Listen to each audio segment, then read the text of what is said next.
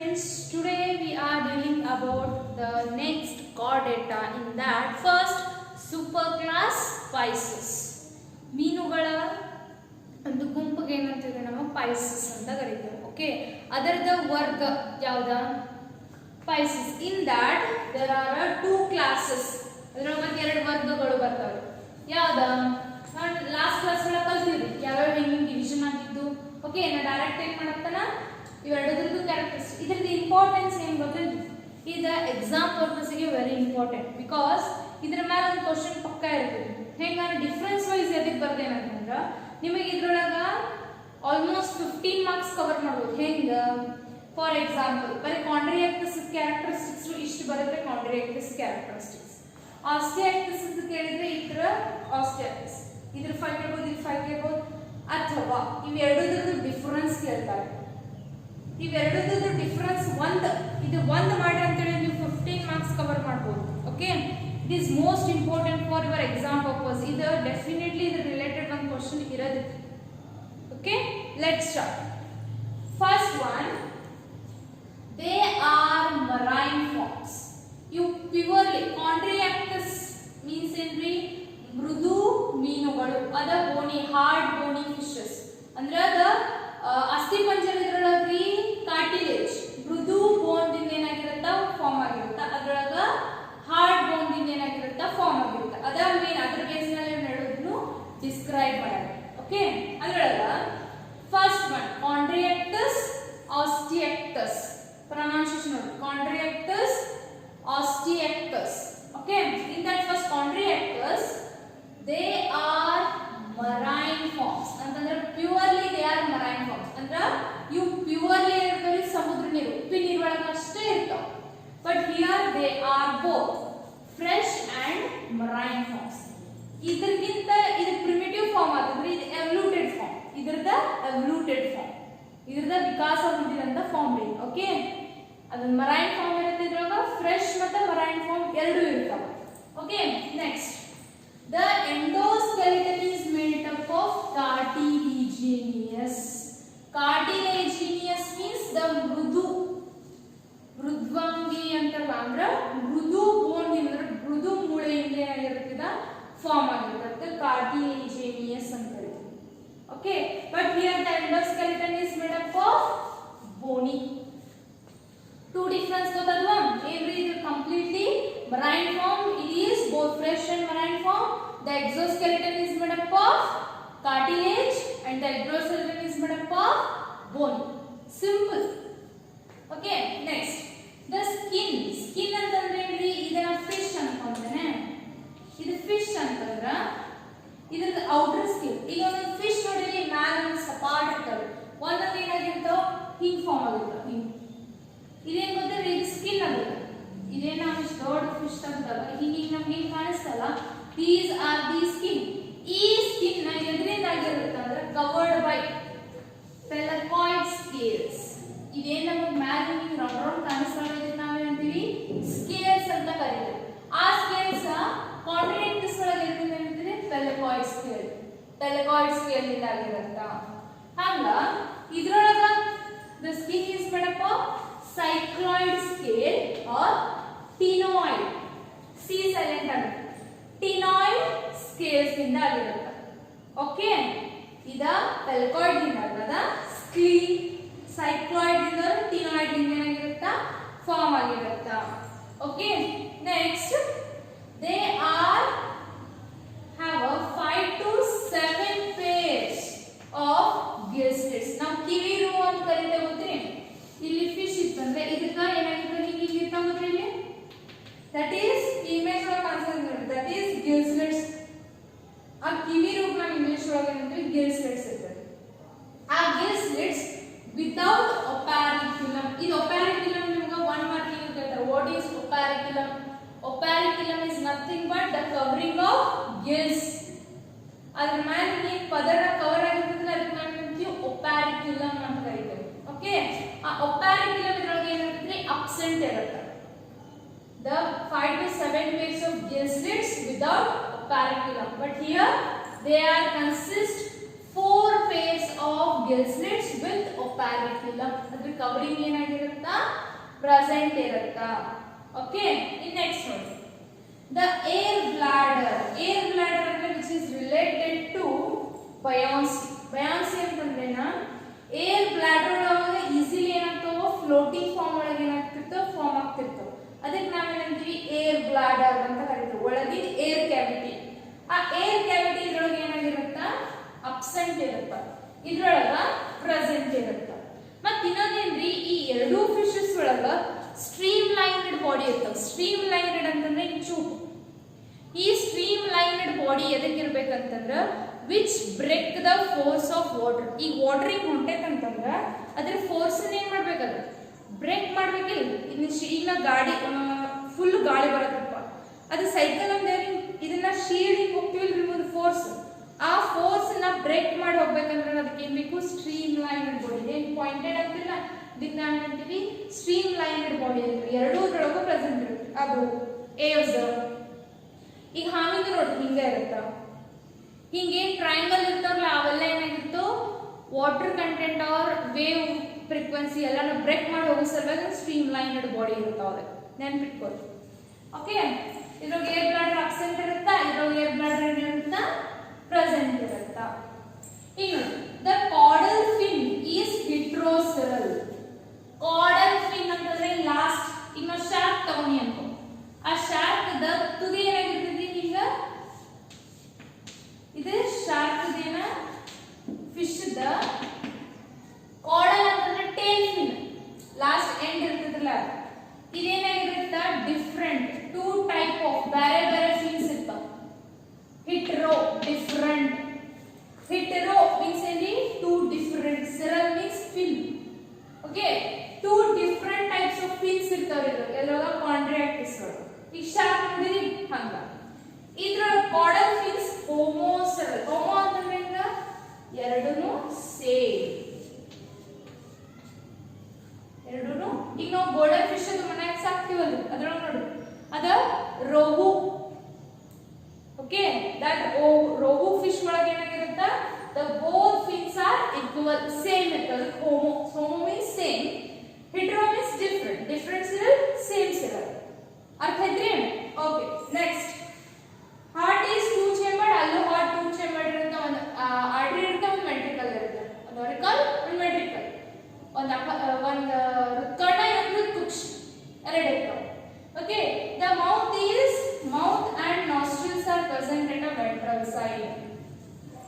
Mouth ಮತ್ತು nostril ಏನಾಗಿರ್ತಾವ ಇಲ್ಲಿ ventral side ಇಲ್ಲಿ ಇರ್ತಾವ. ಇಲ್ಲಿ ಮೌತ್ ಇರುತ್ತಾ, ಇಲ್ಲೇ ನಾಸ್ಟ್ರಿಲ್ ಇರುತ್ತೆ. ಮೌತ್ ಅಂದ್ರೆ ನಾಸ್ಟ್ರಿಲ್ ಅಂತಂದ್ರೆ ಇದು opening, respiratory opening. Okay, ventral side ಇರುತ್ತೆ. But here the mouth and nostrils are terminal position, ತಳಗಿರ್ತವೆ full mouth. Okay, and next the alimentary canal opens by cloaca. This cloaca is nothing but which is helps for two purpose. First for excrete product out ಆಗತ್ರಿ, ಇನ್ನ ಒಂದು for sperm releasing. ಎರಡನ್ನೂ ಏನಾಗಿರುತ್ತಾವ ಒಂದ opening ದಿಂದ ಆಗುತ್ತೆ ಅಂದ್ರೆ ಅದಕ್ಕೆ ನಾವು ಏನಂತೀವಿ ಕ್ಲೋಆಕಾ ಅಂತೇವೆ. Okay, but in Osteichthyes the reproductive part ಅಥವಾ reproductive execution is separate. Only the alimentary canal opens by anus only. Cloaca ಅಂದ್ರೆ there are two openings. Okay, and these male provides the claspers. The claspers are the structure which are helps for formation or production of these sperms. ಅದೇನ part ಅಂತಂದ್ರೆ ಈ anus with claspers ಕೂಡ cloaca ಆಗಿರುತ್ತೆ. Okay, which are helps to produce the sperms. But here the cloaca claspers are absent. Okay, this class Chondriactis and Octiactis are the main important for your exam purpose plus NEET plus CET. Based on these characters, they can ask many or plenty of questions. Okay, simple. What we do? What we want to do for remaining those clearly. What are the characteristics of Chondriactis? What are the characteristics of Osteactus? Okay. Next, this is a today class. After we will class which under the super class tetrapoda. Last the super class avri Pisces ಒಳಗ two classes ನೋಡಿದ್ವಿ. ಯಾವ Chondriactis and Osteoarthris, right? Here in tetrapoda, super class tetrapoda, we are seeing four classes. You have the amphibian, reptile, aves, and last one mammalia. Okay, in that one, the class amphibia. Amphi means dual. Dual ಅಂತಂದ್ರೆ two. They are consist in the two nature, or they are present in the two nature. ಯಾವ್ದು? They are aquatic form ಹೌದು, terrestrial ಹೌದು. ಇದಕ್ಕ ನೀರು ಬೇಕು ಮತ್ತೆ ಭೂಮಿನೂ ಬೇಕು. ಎರಡೂ ಹ್ಯಾಬಿಟಾಟ್, ಎರಡೂ ಅದರ ವಾಸಸ್ಥಳ ಆಗಿತ್ತಂದ್ರ ಅಂತ ಪ್ರಾಣಿಗಳಿಗೆ ನಾವು ಏನಂತ ಕರಿತೀವಿ? ಆಂಫಿಬಿಯಾ ಅಂತ ಕರಿತೀವಿ. Why they want water? They want water for sexual reproduction. That's why they are called as amphibian of animals. Okay, these requires water for fertilization during sexual reproduction. Okay, next they are poikilotherms. Poikilotherms are nothing but cold-blooded animals. ಶೀತ ರಕ್ತ ಪ್ರಾಣಿಗಳು. You know what is the difference in benefit? What is the poikilotherms? Cold-blooded means they can't tolerate the temperatures. ಈಗ ನೋಡಿ, ಕಪ್ಪಿಗಳು ಬಿಸಿಲು ಭಾಳ ಅಂತಂದ್ರೆ ಎಲ್ಲ ಕಡೆ ಇಡ್ತಾವನ್ರಿ? ಇಲ್ಲ, ಎಲ್ಲಿ ಒಳ ಹೋಗಿ ಅಡ್ಕೊಂಡಿರ್ತಾವ. Because they can't tolerate the high temperatures, hibernation ಹೋಗ್ತಾವ. Okay, and this type of animals they are almost are herbaceous ಇರ್ತಾವ. ಅಂದ್ರ ದೇ ಆರ್ ಗೋ ಫಾರ್, ಈಗ ನಾವು ಒಳ ಹೋಗಿ ಅಡ್ಕೋತಿರ್ತಾವ, ಕಲ್ಲಿನ ಎಲ್ಲಿ ತಂಪು ಇರುತ್ತೆ ಅಲ್ಲಿರುತ್ತೆ. ಯಾವಾಗ ಮಳಿ ಆಗುತ್ತೆ ಅವಾಗ ಏನಾಗ್ತಾವ? ಫ್ರಾಕ್ಸ್ ಎಲ್ಲ ಹೊರಗೆ ಬರ್ತಾವೆ. Because they want to reproduction. Okay, reproduction purpose ಏನಾಗ್ತಾವ? ಮಳಿ ಆದಾಗ ಏನಾಗ್ತಾವ? ನಮ್ಗ ಹೊರಗೆ ಕಾಣಿಸ್ತಾವ. ಮತ್ತೆ ತಂಪು ಯಾವಾಗಿರುತ್ತೆ ಅವಾಗಷ್ಟು ಫ್ರಾಕ್ ಬರ್ತಾವ. They can't tolerate the high temperature. That's why they are not coming at the sunny region or sunny area. Okay, next the skin is soft irutta, moist irutta, ಮತ್ತು vascularized respiration. Vascularized respiration ಅಂತಂದ್ರೆ ಏನ್ರಿ? ಈ skin ದಿಂದನೇ ಏನ್ ಮಾಡಬಹುದು? Respiration, ಉಸಿರಾಟ ಕ್ರಿಯೆ ನಡೆಸ್ತಿದ್ರೆ ಅದಕ್ಕ vascularized respiration ಅಂತ ಕರೀತಾರೆ. Okay, and this skin is smooth. the ಕಪ್ಪೆ ಹಿಡಿದ್ರೆ ಸ್ಮೂತ್ ಇರುತ್ತೆ, ಸಾಫ್ಟ್ ಇರುತ್ತೆ, ಮತ್ತೆ ಮಾಯಿಸ್ಟ್ ಲೋಳ್ ಇರುತ್ತೆ. ಆಮೇಲೆ ಅದರ ಅಪ್ಪರ್ ಸರ್ಫೇಸ್ ಯಾಕೆ ರೀತಿ ಹಂಗೆ ಇರುತ್ತೆ ಅಂತಂದ್ರೆ because of respiration.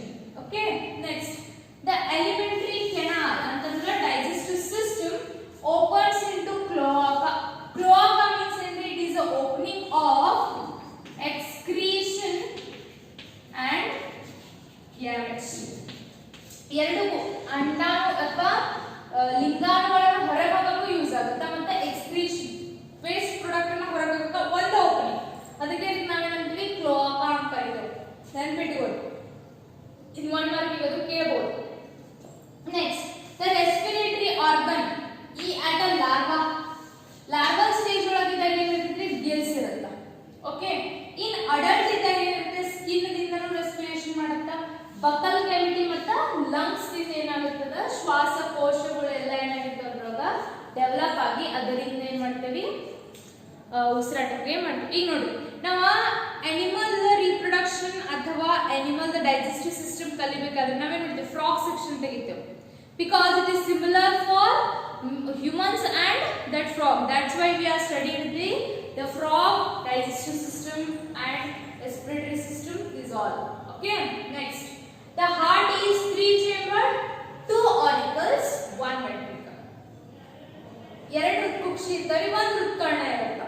Okay, next they are oviparous means egg laying organisms. They lay the egg. And next auditory. Auditory ಅಂದ್ರೆ ಕೇಳಿಸುವಿಕೆ. ನಮ್ಮ ಕಿವಿ ಅದವಲ್ಲ, ಕಿವಿ it is auditory. ಆಡಿಯೋ ಕೇಳುತ್ತಿಲ್ಲ, that is auditory. ಈ ಫ್ರಾಗ್ ಒಳಗಾಗುತ್ತೆ tympanum. Important 1 ಮಾರ್ಕ್ಸ್ ಕೇಳಿದ್ರೆ what is tympanum? Tympanum is nothing but the auditory organ of amphibians. Okay, next the fertilization is external. ನೀರೊಳಗಾಗುತ್ತೆ, ಒಂದ್ ಕಡೆ ಮೇಲ್ ತನ್ನ sperm ಬಿಡುತ್ತೆ, ಒಂದ್ ಕಡೆ ಫೀಮೇಲ್ ತನ್ನ ಓವಾ ಬಿಡುತ್ತೆ, ಎರಡು ಫ್ಯೂಷನ್ ಆಗಿ outside the body ಏನಂತೀವಿ fertilization ಆಗುತ್ತಾ. Next, the development is indirect because we have the larva. Okay, next, the body is divisible into head, trunk and tail. Sometimes tail ಇರುತ್ತಾ, sometimes tail absent ಇರುತ್ತಾ. In next, ichthyophis ಇದಕ್ಕ blunt limbless amphibia ಅಂತ ಕರೀತಾರೆ. ಆಮೇಲೆ nectarus means puppy ಅಂತ ಕರೀತಾರ. And Rhacophorus means this is a flying frog. ಇದಕ್ಕೆ flying frog ಅಂತ ನೆನಪಿಟ್ಕೊಳ್ಳಿ. Rhacophorus is a flying frog. And next, Rana tigrina, it is a Indian frog. Now green color frog ನೋಡ್ತೀವಲ್ಲ, that is Rana tigrina. Next, Hyla. Hyla, it is a tree frog. ಯಾವತ್ತು tree ಒಳಗೆ ಇರುತ್ತೆ. Next, Buffo, it is a Indian toad. ಈಗ ನಮಗ brown ಕಟ್ಗಿ colour frog ಕಾಣಿಸ್ತಾ ಗೊತ್ತೇನ್ರಿ, they are called toad, they are not frog, they are toad. ಆ toad ಅಂತಂದ್ರೆ ಏನ್ರಿ, ಮ್ಯಾಲ ಸರ್ಫೇಸ್ ಹಾರ್ಡ್ ಇರುತ್ತ. ಆಲ್ಮೋಸ್ಟ್ ನಮ್ ಈ ಕಡೆ ಏರಿಯಾ ಒಳಗೆಲ್ಲ ಟೋಡ್ ಕಾಣಿಸ್ತಾವ, ನಮ್ಗೆ ಫ್ರಾಗ್ ಕಾಣಿಸಲ್ಲ. ಫುಲ್ ಗ್ರೀನಿಶ್ ಫ್ರಾಗ್ ರೇರ್ ರೀ. But we have to know about the difference between toad and frog. Okay, the greenish or different colors they are frog. The toads are buffo. Okay, today we are studied about the superclass species. In that there are two classes, Chondriactis, Osteactis. The difference between Chondriactis and Osteactis, and the class, the under the superclass, the Tetrapoda. In that the class Amphibia. In that their characteristics and the examples. Please note down these all points for your exam because it is very important and knowledge purpose also. Okay, thank you.